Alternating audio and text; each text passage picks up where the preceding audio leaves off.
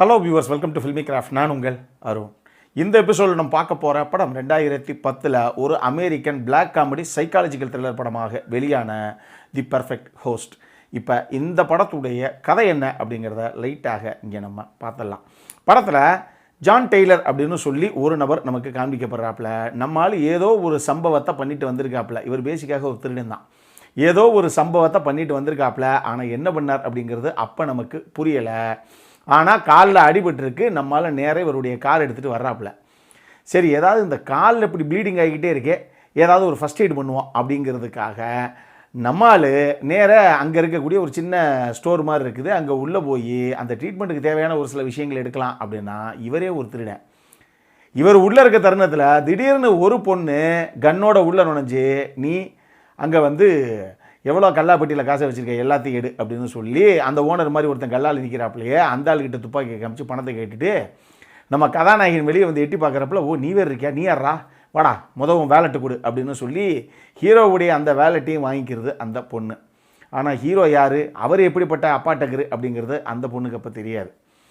அங்கே ஒரு பெரிய கைகலப்பாகி போயிடுது. ஆனால் கடைசியாக இவருடைய வேலெட்டோடையே அந்த பொண்ணு ஓடி போயிடுது. இப்போ இதே நேரத்தில் டிவியில் ஃப்ளாஷ் நியூஸில் எல்லா பக்கம் பிரேக்கிங் நியூஸாக ஒரு விஷயம் வருது. ஒரு பயவுள்ள பேங்க்கில் ஒரு பெரிய கொள்ளையை அடிச்சுட்டு ஓடிட்டான் அப்படின்னு ஹீரோவோட ஃபோட்டோவோடு போட்டு, இவர் இந்த காரில் தான் போயிருக்காரு, வண்டி நம்பர் வரைக்கும் போட்டு எல்லாமே வெளியே பிரேக்கிங் நியூஸில் ஓடுது. அப்போ தான் இந்த ஆள் யார், உள்ள ஸ்டோருக்குள்ளே இருக்கிற ஆள் யார் அப்படிங்கிறது அந்த கல்லாப்பட்டியில் நிற்கிற அந்த ஆளுக்கும் புரியுது. ஆனால் ஒரு சம்பவமாகி போயிடுது. கடைசி அங்கேருந்து வந்துடுறாரு ஹீரோ. ஆனால் அவரை பொறுத்தளவுக்கு இப்போ நம்ம கார் நம்பர் வரைக்கும் ஃப்ளாஷ் நியூஸில் ஓடிக்கிட்டு இருக்குது. அதனால் இந்த வண்டியை நம்ம ரொம்ப நேரம் யூஸ் பண்ண முடியாது அப்படின்னு சொல்லி அங்கேருந்து வண்டி எடுத்து நேராக கொண்டு போய் ஒரு பார்ஷான ஏரியா அங்கே கொண்டு போய் நம்மளால் காரை ஒரு பக்கம் விட்டுவிட்டு இவர் மாட்டுக்கு நடக்க ஆரம்பிக்கிறாரு. நடந்து போய் இப்போ அந்த ஏரியாவில் எல்லா வீடுமே வரிசைக்கு பங்களா வீடாக இருக்குது. நேராக ஒரு வீட்டுக்குள்ளே ஒரு வழியாக போயிடுறாப்புல. அந்த வீட்டில் வார்விக் வில்சன் அப்படின்னு சொல்லி ஒரு அப்புறாணி மனுஷன் அந்த ஆள் வீட்டுக்குள்ளே இருக்காப்புல. இவர் போய் அந்த ஆளை கன்வின்ஸ் பண்ணி வீட்டுக்குள்ளேயும் போயிடுறாரு. போனால் அந்த ஆள், நான் இன்றைக்கி நைட்டு நம்ம வீட்டில் ஒரு டின்னர் ஒன்று அரேஞ்ச் பண்ணியிருக்கோம், அதுக்கு என் ஃப்ரெண்ட்ஸு எல்லோரும் வந்துக்கிட்டு இருக்காங்க அப்படின்னு சொல்லி பேசிகிட்டு இருக்காப்புல. இப்போ கதாநாயகன் மேலே அவருக்கு பெருசாக சந்தேகமே வரலை. ஆனால் ஒரு தருணத்தில் அவர் வீட்டுடைய ரேடியோவில் இதே ஃப்ளாஷ் நியூஸ் அங்கே வருது. கதாநாயகனுக்கு இதுக்கு மேலே நம்ம எதையும் மறைக்கிறதுக்கு இல்லை, முதல்ல என்னென்னமோ கதையை கட்டுறாப்புல. ஆனால் இதுக்கு மேலே நம்மளால் பல விஷயங்களை மறைக்க முடியாது, இங்கே ஒத்துக்கிட்டு தான் ஆகணும், வேறு வழி கிடையாது, கத்தி முனையிலையாது இவனை மிரட்டியாது இங்கே இருந்துரும் இன்றைக்கி ஒரு நாள் அப்படிங்கிற ஒரு நிலைமை கதாநாயகனுக்கு. ஆனால் கதாநாயகன் அடுத்து பண்ண போகிற இந்த சம்பவம் அடுத்தவர் எங்கே வரைக்கும் கூட்டு போகுது அப்படிங்கிறது தான் இந்த படத்துடைய மொத்த கதையை. இந்த படத்தை பொறுத்தளவுக்கு இது நிக்கோலஸ் தாம்னே அப்படிங்கிற ஒரு இயக்குனருடைய படம். இதே நிக்கோலஸ் தாம்னே இயக்குன வாட் யூ விஷ் ஃபார் அப்படின்னு சொல்லி ஒரு படம் இப்போ போன வாரம் நம்ம ரிவ்யூ பண்ணியிருந்தோம். அந்த படம் உங்களுக்கு பிடிச்சது அப்படின்னா இந்த படம் கண்டிப்பாக உங்களுக்கு பிடிக்கும். இந்த படம் வேறு மாதிரி இன்னும் ஒரு மாதிரியான த்ரில்லர். இது பிளாக் காமெடி சைக்காலஜிக்கல் த்ரில்லர் படம் தான். ஆனால் அந்த சைக்காலஜிக்கலாக ஒரு விஷயங்களை இவங்க ஹேண்டில் பண்ணது சூப்பராகவே பண்ணியிருக்காங்க.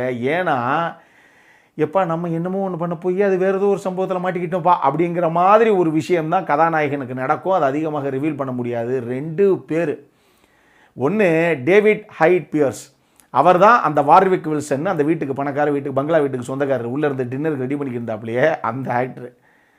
மனுஷன் என்ன மாதிரி ஒரு பர்ஃபார்மருங்கிறீங்க. நிச்சயமாக நீங்களாம் ஒரு பட்டிங் ஆர்டிஸ்டாக இருந்தீங்கன்னா இந்த மனுஷன்ட்ட நடிப்பை கற்றுக்கணும். ஏங்க அந்த ஆள் கேமரா இருக்கிறதெல்லாம் மறந்துடுமோ அப்படிங்கிற ரேஞ்சுக்கு வேற மாதிரி ஒரு பர்ஃபார்மன்ஸுங்க. ஹாலிவுட் ஆக்டர்ஸ் எல்லாமே அப்படி தான். அவங்க பேருக்கு சும்மா எனக்கும் ஏதோ நானும் கோட் சூட்லாம் போட்டு ஹீரோ வருவேங்க அப்படிங்கிற மாதிரி கிடையாது. நல்லா பாருங்களேன், நல்லா தலை சிறந்த ஆக்டர்ஸ், நல்லா நடிக்கக்கூடிய ஆக்டர்ஸ் எத்தனை பேர் அப்படின்னு ஹாலிவுட்டில் பாருங்கள். அது 1-2 பேர் கிடையாது. எல்லா இண்டஸ்ட்ரியிலையும் ஒரு 1-2 பேரை நம்ம சொல்லலாம். ஹாலிவுட்டில் அப்படிலாம் சொல்ல முடியாது. காரணம் இல்லாமல் அவங்க இல்லை, வேறு லெவலில் பர்ஃபார்மன்ஸை தெரிக்க விட்டுருப்பாப்புல. இதில் அந்த டேவிடு, நீங்கள் நடிப்பை கற்றுக்கணும் அப்படின்னா இதில் அவர் பண்ணின 1-2 சீனை உங்களால் திருப்பி இமிட்டேட் பண்ண முடிஞ்சது பர்ஃபார்மன்ஸில் அப்படின்னா நீங்கள் தான் ஏன் தலை சிறந்த நடிகன். அந்த மாதிரி ஒரு பர்ஃபார்மன்ஸை கொடுத்துருப்பாப்புல. அவர் கிளேன் கிராஃபோர்டு, அவர் தான் இந்த ஜான், நான் சொல்கிறேன் ஒரு திருடே அந்த வீட்டுக்குள்ளே போகிறவர், அந்த கதாபாத்திரத்தில் இருந்துச்ச ஆக்டரு, அவருமே சூப்பராக பண்ணியிருப்பார். அவர்கிட்டே நல்ல பர்ஃபார்மன்ஸ் தான். பட் டேவிட் அவுட் பர்ஃபார்ம் பண்ணிட்டு போயிருப்பாப்புல எல்லாத்தையும். அதுவும் படத்துடைய லேட்டர் பாட்டில் ஒன்றும் பிரச்சனை இல்லை, நான் வேணால் ஒரு டின்னர் ஆர்கனைஸ் பண்ணுறேன் அப்படின்னு ஒரு கதாபாத்திரத்தில் அவர் சொல்லுவார். அது சொல்லும் போதே நமக்கு தெரியும், ரைட்டு இன்றைக்கி சேகருக்கு சங்கு தான் அப்படின்னு. அது சூப்பரான ஒரு சீனு. நான் சொல்கிறது பர்ஃபார்மன்ஸ் தான் என் பிச்சு படல் எடுத்துகிட்டு வந்தாலும் ரைட்டிங்லேயுமே பெருசாக போர் அடிக்காமல் ஏதோ ஒரு சம்பவம் இன்றைக்கி நடக்க போகுது, கன்ஃபார்மாக அந்த வீட்டில் ஒரு கொலை விழுகுது இன்றைக்கி அப்படிங்கிற ரேஞ்சுக்கு தான் கதைக்களத்தை நகர்த்திருப்பாப்பில் இயக்குனரான நிக்கோலஸ். இந்த படத்துக்கு அதே மாதிரி சினிமோட்டோகிராஃபிங்கிற ஆஸ்பெக்டில் நிறைய நைட் சீக்வன்ஸ் இருக்குது. அந்த இன்டீரியராக அவங்க லைட்டிங் பண்ண விதம் செம்மையாக இருந்தது. அவ்வளோ கலர்ஃபுல்லாக பளிச்சுன்னு பண்ணியிருப்பாப்பில் படத்துடைய சினிமோட்டோகிராஃபரு. அடல்காரனை பொறுத்தளவுக்கு இந்த கதையில் ஒரு சில விஷயங்கள் இருக்குது. ஆக்சுவலி அதை வந்து ஒரு ஸ்ட்ரைட்டாகவே டைரக்ட் போர்ட்ரேயல்னு சொல்ல முடியாது. ஆனால் இது மெச்சூர் டெவல்ஸுக்கான படம் தான் இது. நீங்கள் பாருங்கள், நான் எதை சொல்கிறேன் அப்படின்னு உங்களுக்கு தெரியும். இந்த படம் ஃபேமிலியோட ஸ்ட்ரைட்டாகவே பார்க்குறதுக்கு வாய்ப்பு கிடையாது. நீங்கள் பார்த்துக்கங்க, அதுக்கப்புறம் டிசைட் பண்ணிக்கோங்க. இந்த படம் ஏற்கனவே ஒரு 3 விருதுகளை வென்ற ஒரு படம் தான். என்கிட்ட கேட்டிங்கன்னா டெஃபினட்டாக ஒரு டீசெண்டான வாட்சி பொழுது போகணும்னா தாராளமாக இந்த படம் பார்க்கலாம். வாட் யூ விஷ் ஃபார் உங்களுக்கு பிடிச்சதுன்னா அதை விட இந்த படம் நல்லாவே இருக்கும். உங்களுக்கு பிடிக்கிறதுக்கான வாய்ப்பு நிறையவே இருக்குது. பார்க்கணும் அப்படிங்கிறவங்க பாருங்கள். இதே மாதிரி இன்னொரு வீடியோவோட அடுத்த முறை உங்களை சந்திக்கிற வரைக்கும் இட்ஸ் அருண் சைனிங் ஆஃப்.